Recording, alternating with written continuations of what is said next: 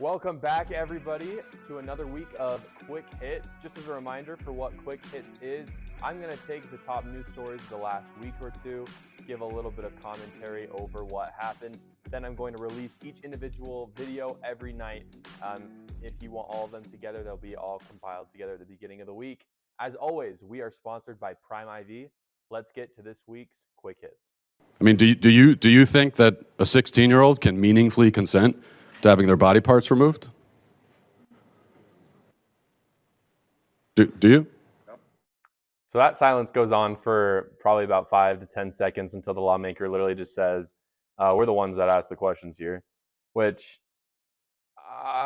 first off, I love the audacity that Matt Walsh has here, but it's just funny how the simplest questions, especially about gender theory, not only activists, but lawmakers literally cannot, they have no response. They have no response because there is no response at the end of the day. A 16-year-old, an 18-year-old, they cannot meaningfully consent to having their body parts removed. I want a Democrat to stand up and say, you know, some people belong in jail.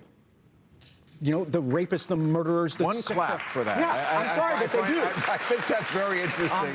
Yep. This is the problem.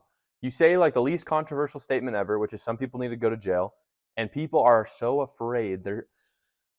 No, we can't go to jail. We can't send people who murdered or robbed. We can't. If they steal $800, they're fine. But if they steal $1,400 worth of products, send them to jail. This like really, and I love Bill Maher for this, and he's very honest for this. It really shows on the left where they're at, and they're really afraid of losing the vote of those that feel that they might be in danger of going to jail. And that's got to stop. We've just got to have a safe country. That is going to affect and improve the lives of minorities more than anyone in this country. Nikki Haley isn't in her prime. Sorry. When a woman is considered to be in her prime in her 20s and 30s and maybe 40s. What are you talking? Wait. That's not according to me. Prime for what? It depends. I mean, it's just like prime. If you look it up, if you Google when is a woman in her prime, it'll say 20s, 30s, and 40s. Google it, guys. Google it. You know, prime. What is it? This is not a great look for Don Lemon.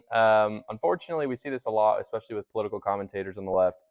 They show their true colors when, like, they talk about feminism. They talk about, you know, being being anti-racism and all these things, which of course are good things. But when it really comes down to it, they are the most racist, the most misogynist, the bigoted group, because it only is until someone on the other side that they don't agree with comes out that they go full misogyny, full racism, and we saw that here with Don Lemon.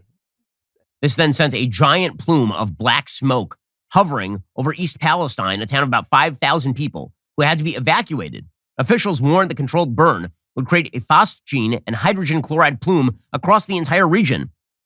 The question that I raise from this story is, why are environmentalists not being intellectually honest and consistent with themselves?